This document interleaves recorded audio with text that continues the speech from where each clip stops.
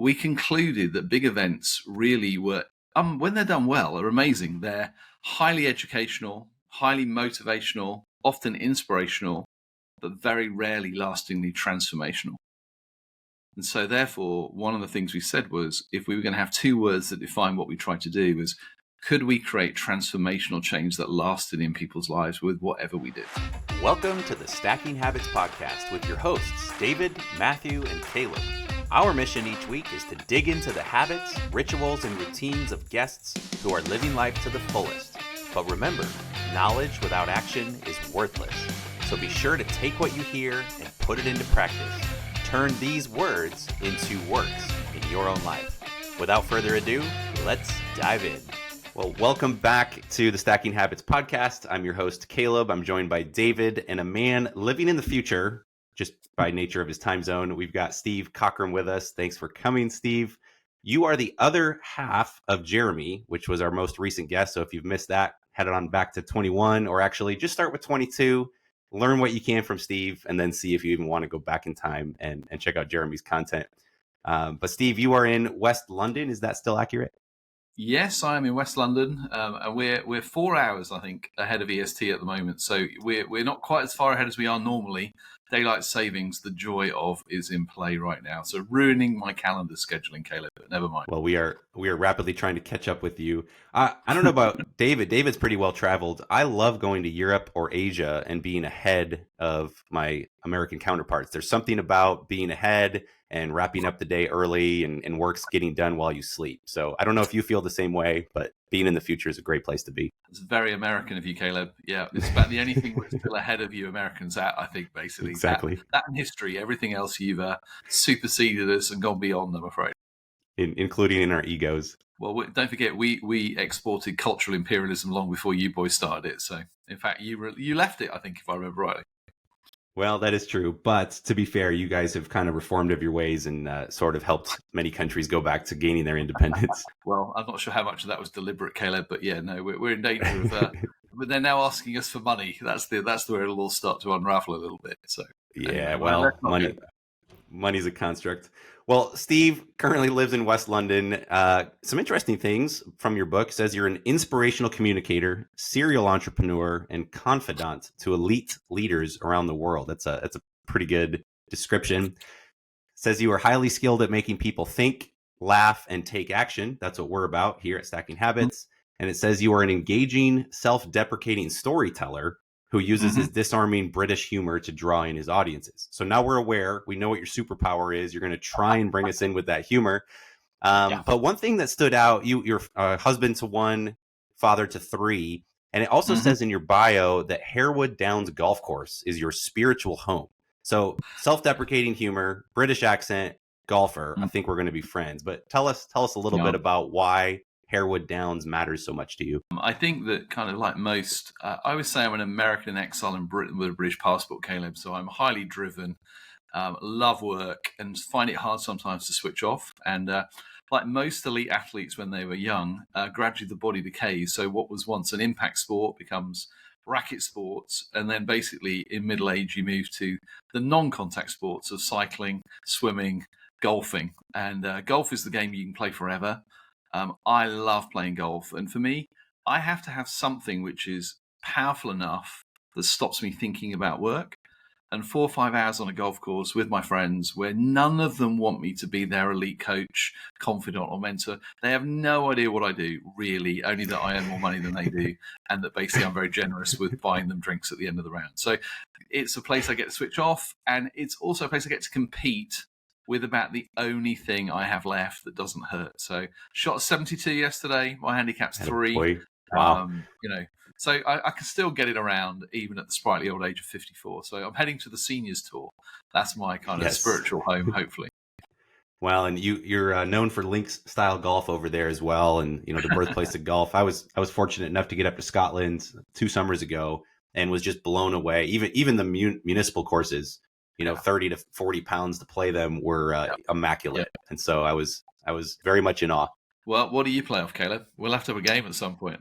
Well, we shall. I'm right at around a 4 right now. I did get down to a half, and I was 12 about 4 years ago. So I've put a lot of time into the game. Every American golfer I play usually was on some college program that grew their swing within an inch of its life, and they kind of go, "I'm off 12 now," and then they hit it like they're off scratch. So I'm not paying you for money. That's all I can say. Yeah, we won't do that. I'm very much a field player. I'm very analytical in life, but and we'll get into personality types here. But I'm the same as Jeremie. I'm an ENFP, and I think the feeler has translated over to my golf game as well. Because as much as I like to live up here, my golf swing is very much a product of how I feel. Jeremie has a unique game called Happy Golf. He doesn't like playing for real because he loses. So he measures, did he enjoy the hole or not? Does he have more happy faces than sad faces? Which obviously... That's spoken like someone who's not very accomplished at something. Okay. That's very European of you, Jeremie. Exactly. Well, Jeremie, I do have a question because the two of you have written several books. We're going to talk today a bit about 5 voices and how that relates to relational habits. But Jeremie and I talked about communication code. We've talked about 5 years. We had Audrey Wyman as one of our earlier guests, and she's the one that introduced us to Giant Worldwide. But I do have a question. We have 3 hosts on this podcast, which kind of defies conventional wisdom. How does it work writing a book with a co-author? Do you guys kind of argue over each other? Does one of you take the lead? Like, walk us through that process. We have a clear plan, really. We get together and do the wireframe of it. The difference with us is we don't write books because we think we've got a good or might have a good idea. We've worked with tools, lenses with clients for years, and then we gradually go, okay, is it worth creating a book? So it's not like we're trying to come up with new concepts. We're basically thinking books force you to go deeper with what you think you already know. So it forces characters. I'm an ENTP, Jeremie's ENFP. So we're great conceptually at visioning things. We're not great at landing the plane with all the micro detail. So when we write a book, we brainstorm it together. We wireframe what goes in it. Jeremie likes writing. I struggle. I don't like writing. So Jeremie usually goes first. He sends me a chapter. I add all kinds of comments on it. I like this. I don't like this. Or he'll say, Steve, I need a story. So Jeremie is the primary driver of the process. I usually then collaborate, critique. If you've read the Communication Code book, and effectively, when I've done that, it goes back to Jeremie, who adds it in again before it goes to a copy editor. So kudos to Jeremie. He does far more of the hard work than I do on it. I certainly spend quite a lot of time creating the original pieces. So voices, I made up, basically. I'll tell you more about that later. But that's where the collaboration comes in. We have complementary superpowers, but there is always creative tension whenever we create anything good. I always say that basically partnerships, when they work well, should actually have a healthy tension in. So I would look at a lot of our best content over the years has actually come out of us wrestling over each other and what we're going to teach and what goes wrong. And then we codify it and we say, well, if we have this trouble, then I suspect other people do too. So I always joke and say we've made an absolute wonderful business out of codifying our personal struggles and failures and sharing them with other people who also struggle with them. So, Giant is a natural home for people like you and others. And they go, oh my goodness, this is me. And the only reason is we were just brave enough to own, I think, our own failures and struggles. And so that's where the synergy comes from. We always say, if I just create something, it's good. Or if Jeremie just creates something, it's good. When we work at it together and wrestle with the tension, it's a bit like hopefully the pearls are created under pressure in the shell. So that's the way I describe it. But let's make sure Jeremie gets far more kudos for book writing, because if it was up to me, there probably wouldn't be as many books. And with the new AI apps that are coming out at the moment, so there'll be a 5 Voices app out later this year, I wonder whether we'll ever write books again, because it will actually write content for you to your personality in the form that basically you wish to receive it. So I don't know whether we'll write one book and I hope everyone reads it. I suspect what will happen in the future is you will choose how you want to engage with specific content. We may still do it, but it isn't going to be, I think, the way primary people learn. And anyone who's tried to sell lots of books know people don't buy books anymore. They're marketing tools. They get you on podcasts. They also save your IP to make sure that other people can't steal it. But as an economic engine, books are not the game they used to be, Caleb. Well, and David and I are actual full-time booksellers, at least I was. I've sort of stepped back, but David still runs a few $1 million business in Colorado selling books. So that's our backgrounds. We certainly understand the Amazon side of that game, at least.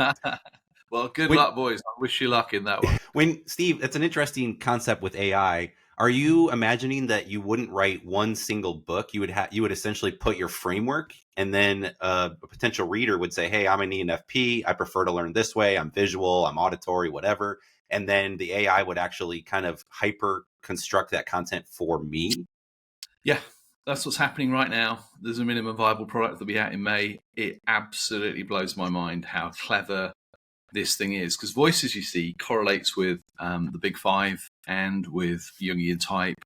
So we've been programming the large language models how to think like a giant, and then we program it through the lens of how you are wired. So it's a bit like having your own coach who knows you, and actually you can go, I'd like to do a course on, emotional intelligence. I'd like to do probably 7 to 8 minutes a day. I'd like it to be a month long, and I'd like it to address these issues. We're actually building those things almost straight out of the asking the large language models to build it and record it. You can even choose the voice that reads it to you, Caleb. So is this going to be the end of humans doing all the teaching? No, I don't think so, because I think there's something about the relational connection which is different. So why do people read? It's a good question. Most people used to read to learn. So the idea was we read to learn. Is that really the way people are going to learn specifically in the future? I'm not sure. But the more AI takes over the IQ functionality, I think the greater the demand there will be for the EQ relational intelligence component. So we don't find ourselves ever being out of work because of things like LinkedIn Learning. There's more content out there in the entire world right now than there's ever been. But it doesn't replace the fact for who is going to apply that learning specifically to your context, to your relational dynamics. Now, not everyone can afford have consultants or coaches working with you as an individual or executive team. So what we've done is almost go to the other end of the continuum and go, everybody needs this. A lot of what you're talking about, how do you help people be more aware, self-aware? They can be others aware. They can build habits that make a difference. If we can create a way in which people can have their own coach with you can add your friends, by the way, and it'll give you coaching tips on the relational dynamics of what you need to be aware of, which is like, all the things that will annoy you about David and things you can work on together. All of this in one app that'll be about, $34 for the year. So Everyone can play. It won't be the same as me sitting down with you or sitting down with your team, but I think it will get a long way, particularly for those people in the world or languages. I'm like an average American that speaks nothing other than my own language. So this will actually translate all of our thinking into any language in the world you want, basically. So you imagine the scalability of that versus where we currently are with the limitations of Jeremy Mine's Englishness. And he doesn't even speak English properly. So, that's part of the problem. Well, that sort of answers the question, because my understanding of Giant was that it was a consulting group and that you train coaches and consultants to go out and sort of spread your methodologies and the frameworks that you've created and found to be effective. But in the end of the communication code, it actually said that you are a technology group or a software company. And my thought was, well, that's interesting, because I don't know many consulting groups that are actual software companies. And from our world, being a software company, at least up until a year or two ago, also kind of meant higher margins and multiples. So depending on what your aim is for the company, that's probably a good up level. So what happened, Caleb, is we started, like most consulting groups, selling time for money and taking a margin from the people who deliver the work in our name. That creates a very large turnover, but a relatively small EBITDA and an equivalent valuation. What we also found was trying to persuade Americans to do exactly what we were asking them to do was a thankless task. So they all wanted to do it in their own way, innovate and make it their own. So we moved 4 years ago to say, why don't we simply license intellectual property?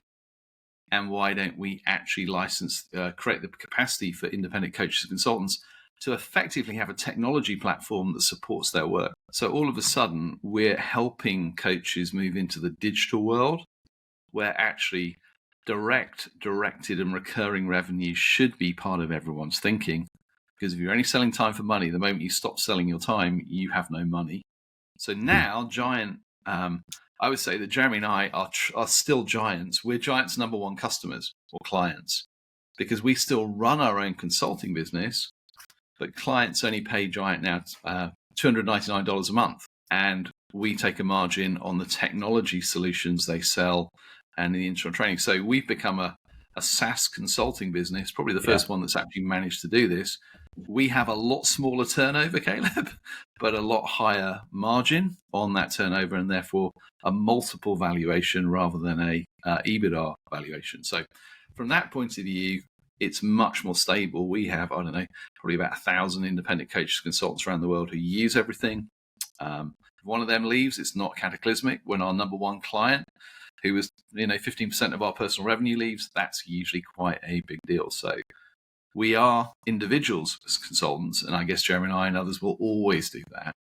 But actually, the core business is much more stable because, in a sense, it's a recurring revenue play. It's also really cool. Just hearing you talk about the transformation that Giant's gone through.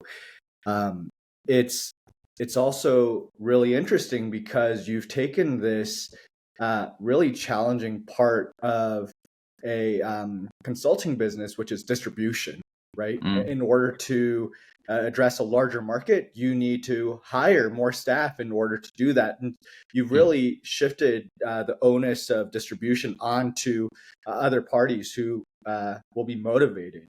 And so really, really interesting model. That's really cool to hear about. We've got, David, about 1,000. Some of them are doing over $1 million a year in revenue, but they still only pay us $299 a month and a percentage of what's on the platform. So we could, if we were going to be really grandiose, go, let's assume the average consultant's doing 100,000 revenue a year. Giant could conceivably be a $100 million consulting business. But if you think maybe, I don't know, 5-7% EBITDA, you've got, say, 5 to 7 million with a multiple of maybe 4 or 5. So that's what, 30 million maybe. Actually, when you're at a 6-7 million SaaS turnover and a multiple, it's worth more than double that, yet the turnover is a fraction. So, and it's more stable. And here's the great thing. All of our guides love it because it's an American model. It's an entrepreneurial model, which means, hey, you don't get penalized for being hugely successful at what you do. And the other big thing is, because the technology, we have our own, dev team who build constantly building upgrades to platform and apps and all kinds of things. Nobody in their right mind, no independent consultant can ever afford to run their own multi-million-dollar tech company, but they basically get 40% of the revenue that goes through the platform with their clients. So if you think about it, that's a great deal for them, but it works well for Giant because, in a sense, we're making a margin on everything we sell. So we effectively have a sales team that pays us to sell our product, which is, again, far more intelligent than where we started this game 11 years ago. So most of it's been learned, as I said, through getting it wrong and listening to younger people in our team. Let's be clear about that. The real expertise is not in my generation when it comes to SaaS and tech and all those things. Hopefully we're humble enough to give space to put the people in the right places and the right seats. And then Jeremy and I get to go and talk about everything we do, and everyone thinks we're really clever. So I'm hoping and disavowing you of that. But people are writing case studies on us now, going, you're the first consulting group that's become SaaSable in the leadership space when everyone else is still trying to sell time for money or going, are we selling per hour or are we selling per product? And we're going, no, we're just making our tools available to the right people in the right way. So there you go. Thanks for letting me do a big plug, boys, for Giant. And if there's anyone out there who is a coach consultant and wants to add Giant to their toolkit, then find us in the show notes. That's fascinating look and insights into the business model there. So we definitely appreciate that. And we understand the value of SaaS. We sold a monthly tool to our customers as well. And we had customers that were mom and pop that did, a few $100 to a few $1,000s a month. And we had, enterprise customers that were doing anywhere from $500,000 to $1 million a month. And they paid the same price. So it's on one hand, it's up to us to figure out how to capture more value. But ultimately, if we're providing value and people are using that to make money, then they're going to continue. So we understand that value. One thing that stood out to me, Steve, it kind of showed up twice, is that humility and the ability to kind of open your kimono both you and Jeremie, and being honest about your struggles. And he shared the story when he flew over and wanted to celebrate, and you thought he was there to critique and collaborate, and just saw the miss that happened. And then the two of you had the self-awareness to go, wait a second, we literally are coaches and consultants, and we train tons of people, and we're still not getting it right. So let's just back up. What happens? What was the tendencies that showed up? And so as I read your two books, and I read both these books prior to coming up, The Communication Code and Five Voices, there's a couple themes that come out. One, you both seem hell-bent, heaven-bent, I'm not quite sure what the phrase is, but you're hell-bent on providing freedom and liberating others. So I'd really love to dive into that. I didn't get a chance to ask Jeremie that. And then you're very focused on the self-awareness, understanding your tendencies, and then you build very logical, clear frameworks to help people improve and transform. So first question, let's break that apart. What is it about setting people free that drives the two of you? It's a great question. I mean, I still remember sat in a stately home where our two families lived together for a year, about 11 years ago now. Both of us had come to the end of what we were doing, and we were dreaming about what we would do next. And both of us are people of faith, and we kind of said, look, God, if you gave us 20 more years, what would we most love to do? Who would we most love to do it with? And what have we learned in the previous 40 odd years that we are not going to repeat? I remember Jeremy saying, I never want to have to do work I don't want to do with people I don't want to work for to pay someone else's school fees and mortgages. Obviously, he was coming out of a pretty bruised season in that process. Yeah. But we said that he was in the big event space, really. And he said, we concluded that big events really were, when they're done well, are amazing. They're highly educational, highly motivational, often inspirational, but very rarely lastingly transformational. And so therefore, one of the things we said was, if we were going to have two words that define what we tried to do, was could we create transformational change that lasted in people's lives with whatever we did? So that was one piece. I guess I'd been doing some of that in a more boutique consulting group before that. I said, just if we want to take on something no one's ever done before, could we design the transformational experience that lasts for leaders with a way that they're equipped to multiply that transformation into their people, their families, their teams, or organizations without the need for expensive consultancy? So no consultant in their right mind, Caleb, would ever set out with that intention, because they quite like the symbiotic dependence of a parasite. Well, which is, yeah, you're literally running yourself out of a job if you do your job correctly, right? But yes and no. So could we create transformation? So we really want people to have the freedom to make better choices in the way they live their lives. I guess we're quite big picture visionaries. Would love the world to be a better place. We'll often say the world doesn't need more leaders, it needs better leaders. And one of our conclusions is most leaders are unconsciously incompetent. They don't understand why it doesn't work, and they don't really have tools that are simple enough to help them go. So you can spend a lot of money and go and do your Harvard MBA or whatever it might be. I joke and say I meet a lot of people who are allegedly masters of business administration, but are awful at business administration because they don't get the people part. And business really increasingly is people. So for us, it's like going, we would love to see healthier marriages, healthier families, healthier teams, healthier organizations, because we inherently believe that when people can see themselves and they see other people, they at least then have the choice about how they relate and how they create the environment where others can be at their best. So, the industrial world, you could hire very, very intellectually clever people with great brains and sell their brain power out per hour. The digital world is so complex, no one individual can ever know all the information to solve a problem anymore. So learning how to create teams that harness superpowers to solve complex problems, which actually have to transcend age, because believe it or not, you guys are far better in the digital world than I am. I'm at best a mudblood. You guys are pure bloods who were born in it, have never known any different, for Harry Potter fans out there.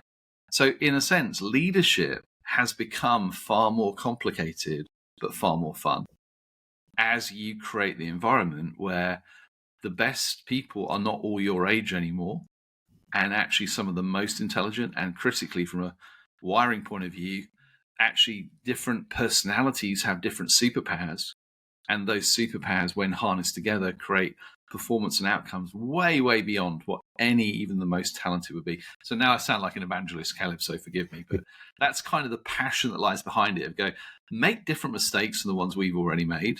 And lastly, and then I'll shut up, we realized to create that transformation and multiplication potential, all of the tools that we created had to be designed for educated 13-year-olds. Because we concluded that if an educated 13-year-old could understand it, use it, and teach it to their friends, then it could scale. Because most execs and most senior leaders at the moment are utterly overwhelmed with the tsunami, basically, of information and demand which is placed on them in a 365, 24/7 world. So that was our learning, that the new world was visual. It wasn't to do with books anymore or rote learning. Things had to be visual, and they had to be simple without being simplistic. And that is not always as easy as it sounds. I think it was, I don't know, Winston Churchill or somebody said, I'm really sorry I wrote you a long letter.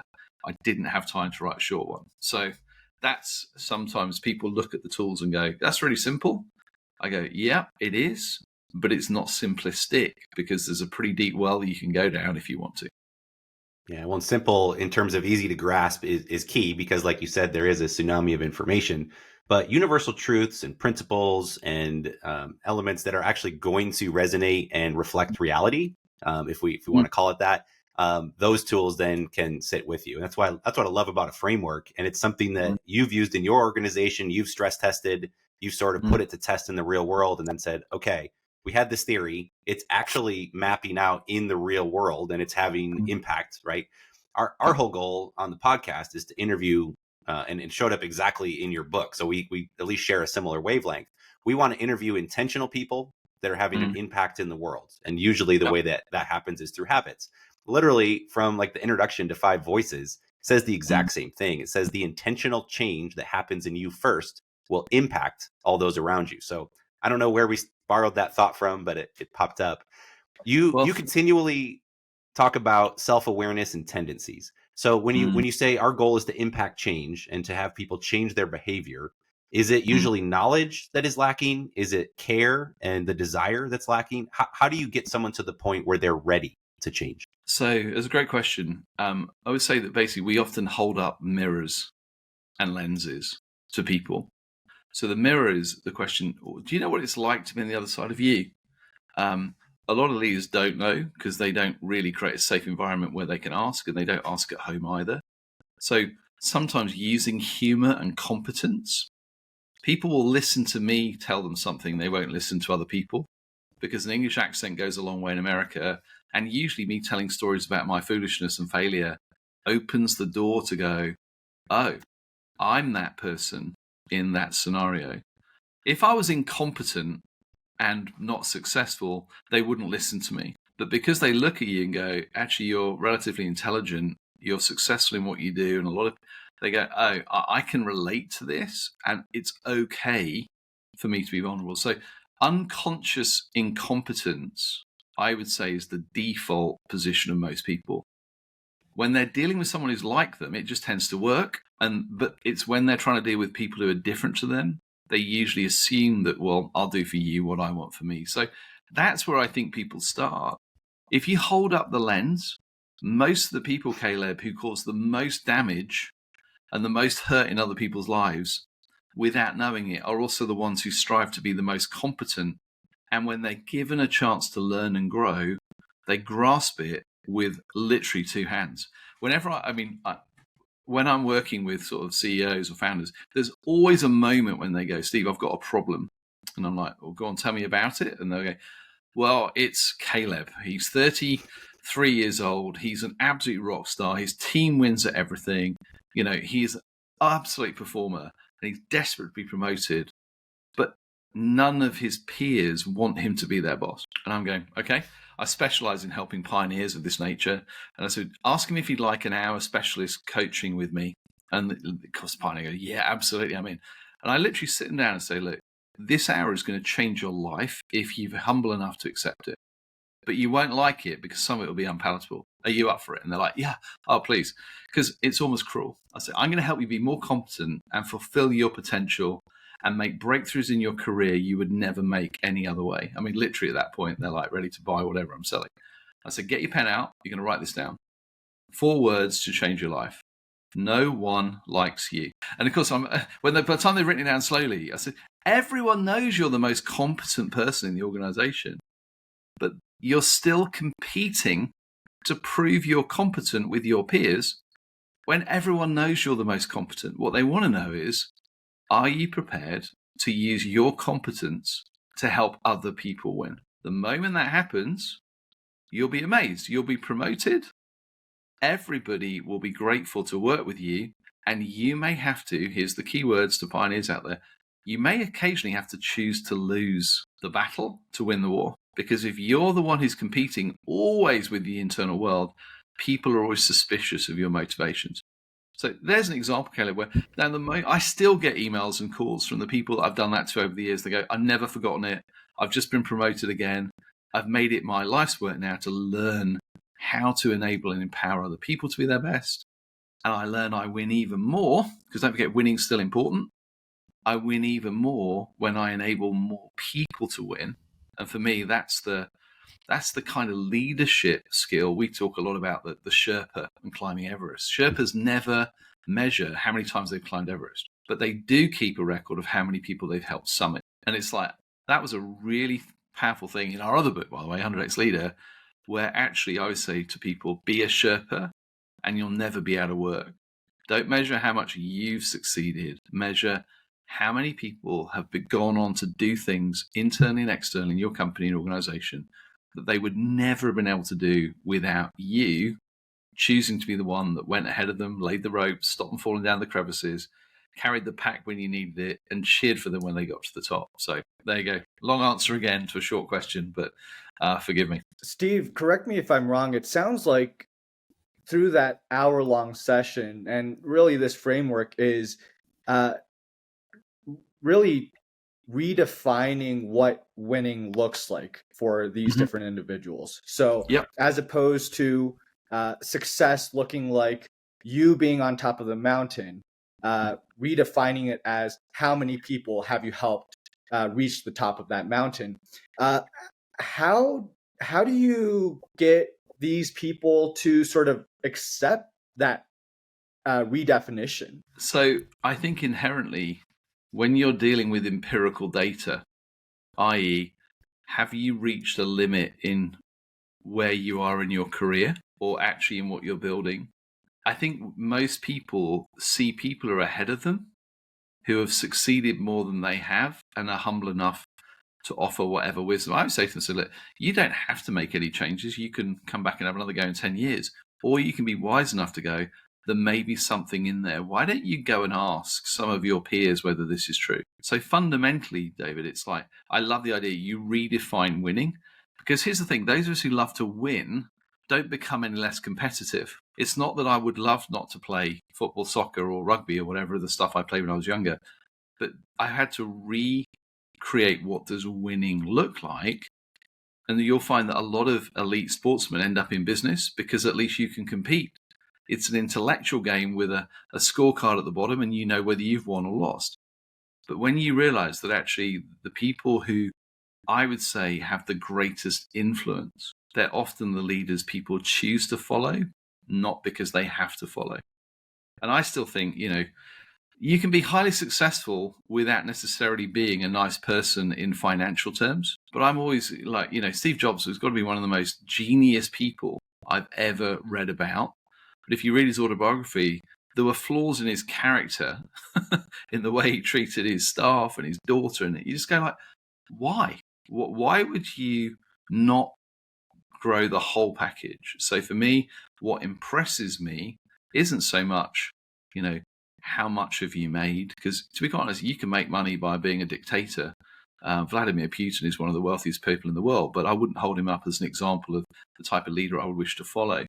So usually leadership is a combination of humility, competence, and to your point, defining success in the thing that makes the biggest difference for the future. And that isn't what do you personally achieve. It's creating the culture, the environment, the atmosphere where others thrive.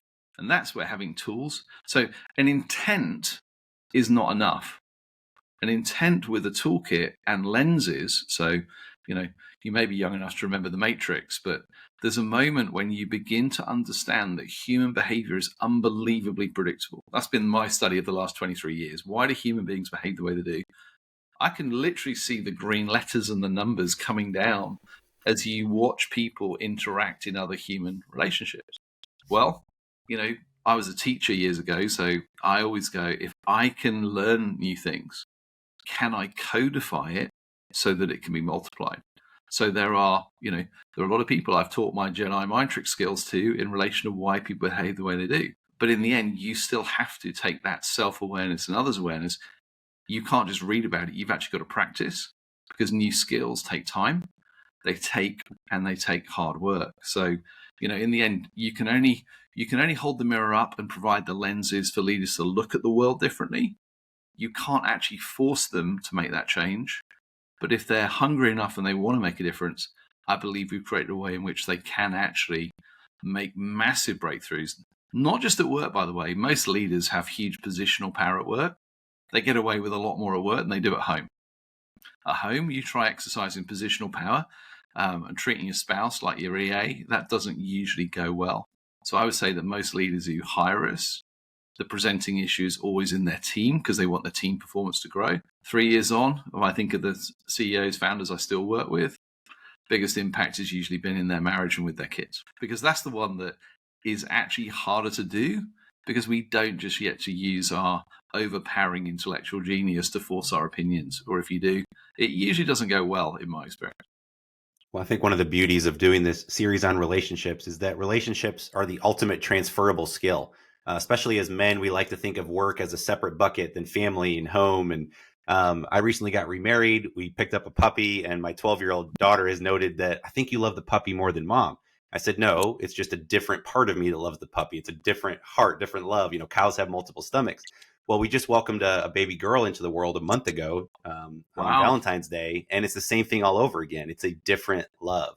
And so I think the relational skills kind of interweave, and it's not just work, it's not just home, it's not just friends. It's, can you be a whole, complete person? And I think that does start with the self-awareness that you've kind of mentioned here.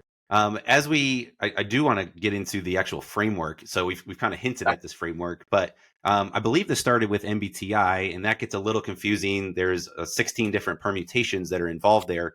You've sort of simplified that down. You've taken 16 unique blends and broken them down to 5. So that's the codification here. Can you walk us through those 5 voices, and then what that means for relationships and communicating? So in a sense, whether it's MBTI or Big 5, it comes out the same way, but nobody can ever remember.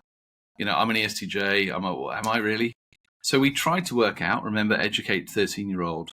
We broke them down into 5 foundational voices. You speak all 5, but one is usually more foundational to how the others are heard. So nurturers are the champions of relational harmony, values, relationships. They're natural team players. They're people. They ask practical, detailed questions. They oil the wheels of relationship inside families and teams. And occasionally their challenges, sometimes bringing challenges difficult because it might affect relational harmony. And they all have imposter syndrome. Everyone else sees them as consummate professional, loyal team player, highly skilled, incredibly great team player. They see the imperfection, not the perfection. 43% of people speak nurture as their first voice, and 70% of those are women. So there's a lot of nurturers in our world, thank the Lord. That's what the foundational voice brings. Creative is the second voice we look at. The creatives are the champions of innovation, future, ideation. They think outside the box more than any other of the voices. They're the conceptual architects. They live towards the future. They're always exploring what could be. Don't tend to be the best at necessarily all the implementation in the present. Highly strong social conscience as well with creatives. And I always say every creative struggles with 3 C's. So they struggle with communication, They think they've been clearer than they actually were. They struggle with celebration because it's never quite as perfect in the real world as when they conceptually dreamed it up in their minds. And if 90% everyone else is ready to party, the creative can often struggle because it's not all they hoped it would be. And completion, which is creatives are very good at visioning things. They often struggle to do all the yards to bring the details to actual reality, which is why they need a team. But they have a genius spark in them. And as we move towards a world that no one has been to before, the creatives see opportunities and they see dangers long before any of the other voices do. Very, very valuable to teams. Only 9% of people speak creative as their first voice. Guardians, you will hear. Guardians are the champions of due diligence, stewardship of resources, truth, and making things run on rails. So guardians ask difficult questions. A lot of entrepreneurial visionary leaders don't like guardians because it feels like they're pouring cold water all over their brilliant ideas. But the guardians are probably the most difficult role to play in a team, but they're also the most valuable because they save a vast amount of time, money, and effort at getting things wrong. So guardians will pursue truth, even if it's costly to themselves. They are amazing at project management. Once they've agreed something to deliver on time, on budget, they're never late, and they would rather die usually than fail what they've promised the team. You'll always find that as the project deadline gets nearer, the blinkers go on, everything that's not mission critical goes out the window, eating, sleeping, being nice to people. But guardians steward resources. They spend every dollar, pound, or euro as if it was their own because they inherently know the tradition of all the people who've made sacrifices to make sure that we have the opportunity now for growth and expansion. So guardians guard the deposit, the past, so that as we move to the future, we don't throw things out that we didn't need to. They love vision, but they want to make sure it's going to be safe. They love pilot projects, which again feels like slow down to every pioneer I know. But ultimately what they do is they have to be careful. They don't, sometimes they can be right and wrong at the same time. They can be right in the question they ask. They can be wrong in the tone and aggression with which they ask the question. So guardians have to work at their tone and tact. 30% of the world speak guardians at first voice and 70% of them are male. So we often say in voices, in the average team, in the average organization, on the average day, 82% of people do not feel truly heard, valued, and appreciated. The nurturers, the creatives, and the guardians are 82% of the population, but very rarely do they feel they've been truly heard, valued, and appreciated. So the next two are often the ones that are in more of the leadership roles statistically. And Steve, that's partly because their voices are quieter relative to these other two you're about to share? Absolutely. Absolutely. And in a sense, both the nurturers and the guardians particularly are very present-orientated, detail-focused. And the commodity that most people value most in leadership is vision, seeing a future that doesn't exist and plotting towards it. So I have sensors, for those who speak MBTI, guardians and nurturers, who are amazing leaders. So everyone can do everything, but statistically, you will not find them represented in senior leadership of organizations on those percentages. That's what I mean. Connectors are the champions of relational networks, communication, messaging, and basically love translating product and opportunity. So connectors at their best sit at the intersection between the organization and the marketplace. They love going out and testing what works, what doesn't work. If they found a product they love, it doesn't mean the product will get sold unless there are connectors who go and work out, how do we connect this to people? They maintain vast numbers of relationships in a way that's so valuable for the world we live in today. And they love, as it were, using their connecting skills to draw people in to the things they're passionate about. Connectors look like great salesmen, but they hate that term because connectors are never selling anything for a target. They're constantly scanning the external world for the ideas, the opportunities, and the people that they can connect in a way that makes people's lives better and more fulfilled. So cut a connector in half. They're always asking, how do I help people fulfill their potential? And ultimately, the connector fulfills their potential as they help others be the best that they can be. Connectors are people pleasers. So sometimes they love people and they love people to love them. So they sometimes struggle to bring challenge. Most connectors have an advanced PhD in hinting at their displeasure and then being very upset when people didn't understand what it was they were actually saying. And for connectors, they have to be careful because when somebody rejects their idea or says, I'm not sure we're going to do it now, for a connector, it's very personal.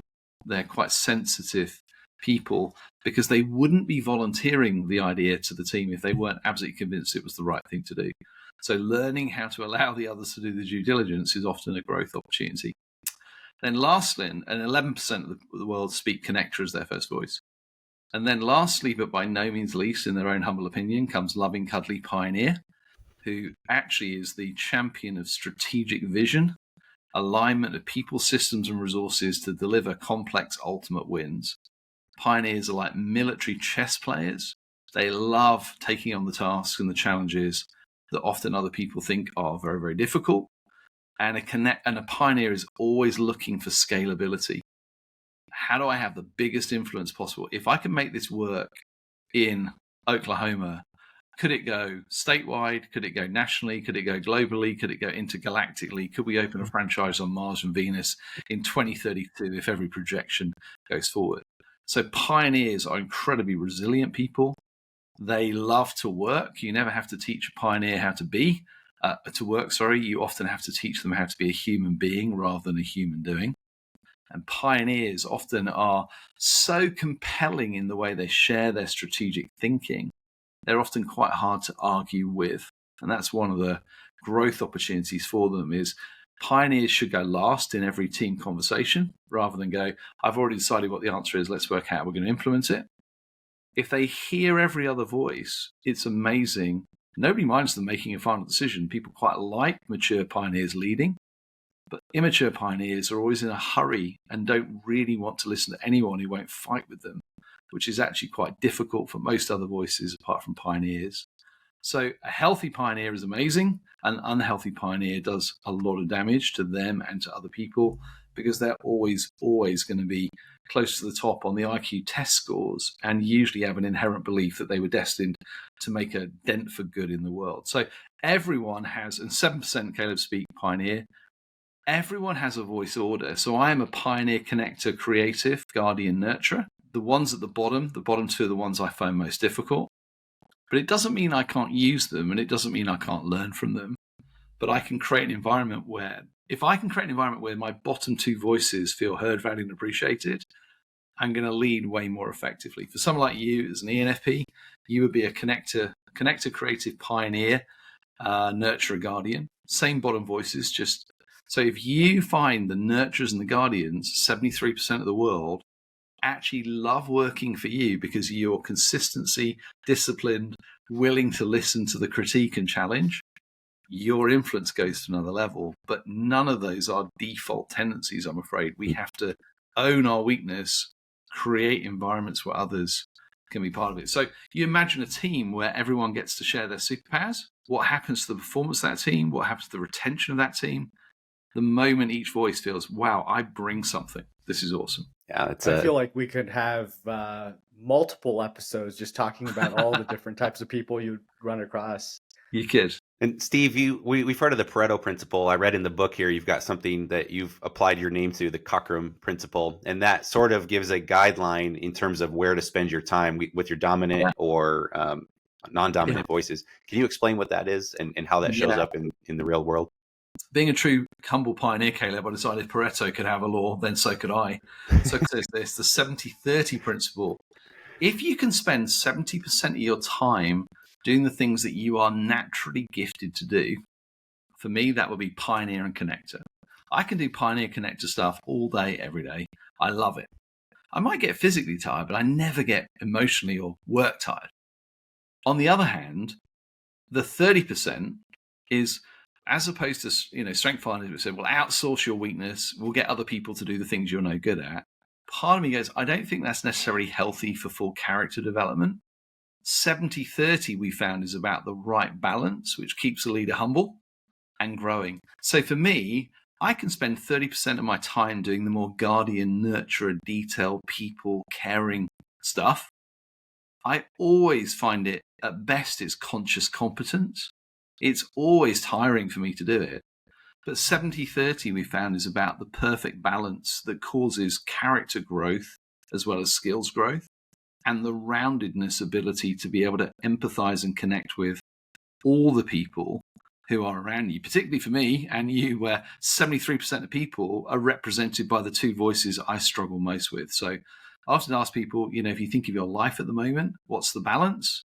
And Cockram's law says this: if you are 50-50 or below, you only have a year before you will end up doing a job that you don't really want to do, and you'll start to find outlets outside of your work world to create it. No amount of, come on, Steve, you can do this.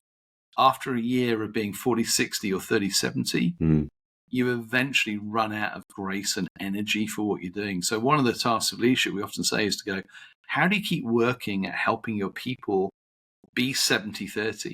Not 100-0. We're not talking about idealized perfect worlds for millennials. We're talking about the realities of going, how do we try and create the right roles, the right responsibilities and growth opportunities where on average you'll be 70-30 in what you do. Now, small children, Caleb, throw in is the whole of our life. You'd be amazed how much nurturing you will be doing right now and how much guardian detail, because it's very hard to be entrepreneurial with small children. So if you think the whole balance is work and home, so therefore we're dealing with what you said earlier, that more holistic understanding of, what is it that makes leaders human? Because being a human being is often a challenge for people like me, rather than being a human doing, and then realize I get to the end of my life and I've been climbing the wrong ladder. It's a good quote by Lee Iacocca. Said, I worked hard, climbed the mountain of success, and I succeeded. I got to the top, and then I looked around and realized I climbed the wrong dang mountain. So it's something that's haunting and has always been there. Well, yeah. Steve, I'd love to keep digging. I know we do have a hard stop here, and I want to be respectful of your time. But thank you for coming on, for sharing this principle with us. I do have one quick practical question. David and I are both connectors. That would be our foundational voice. Yeah. In our previous company, I was the de facto CEO leader. I've asked David to be the CEO next because as a connector, I do like to let a pioneer sort of set some of the direction. Since both of us are connectors, do we need to go find a pioneer or a creative to sort of lead out front, or can we do it effectively from where we are? You can do it. You can definitely do it, because in a sense, not every personality can play every role. What I would say, Caleb, is that if the two of you are going to lead it, and it's going to be a larger company with a few more employees in it, I would look to find a COO or a president or somebody who can be the kind of, in many ways, the kind of spring, the buffer zone, because even when you think you are being consistent and metronomic and disciplined in how you communicate and how you lead, it isn't quite as like that as you think it is. And me too. So finding somebody who loves the vision, loves working with you, can translate your ideas and then allow them to filter into the company at the speed that other people can engage with them, usually is the way forward. So the more entrepreneurial and visionary the leader, usually the more important the integrator, if you use the attraction language, somebody who can be in many ways, the air traffic control that makes sure the trains run on time and make sure that people are cared for. And that's the discipline usually of what we would say is putting the right people in the right seats on the bus. So you play in your lane rather than trying to be everything to everybody. Again, there's tools that help that process and lots of lenses because it's been our struggle, and that's where, you can pass the baton of leadership without abdicating the founder responsibility of leadership. Sure. That's something good to keep in mind as we try to build the team. Well, I will leave it here. And one of your wishes or prayers at the end of the book, I'll just finish with this. It's sort of a good conclusion, feels like a church service. But it says, we hope that there are several areas in this book that spark some recognition of changes you can make to begin your own transformation chain reaction. You talk a lot about that ripple effect. This is how the process for changing your world for the better begins. You are the instigator. So with this framework, with some of the other ones mentioned, remember that as you're trying to change habits or impact the world, it always starts with yourself. That ripple effect will go elsewhere. Steve, if someone is more curious, and we've already given a big pitch for Giant Worldwide, we'll link to that. Where else can they find you or your team or come for more resources? Well, find me on LinkedIn. I'm happy to talk to you. Steve Cockram, you'll find me there, or giantworldwide.com is a place where you can find out more about us. But yeah, reach out personally. I mean, my email is steve@giantworldwide.com. If you're listening and you've been interested, that's my personal one. That won't go through any EA. That will come straight to me. So if people are good enough to have me on their podcast, Caleb, that's the most direct private route to me. You will get my response if any of this is touched and you got questions on it. That's phenomenal. Well, Steve, we do thank you for your time. Thanks for joining us from the future, and we'll let you get back to your regularly scheduled program. Pleasure, guys. Lovely to meet you both. Keep up the great work.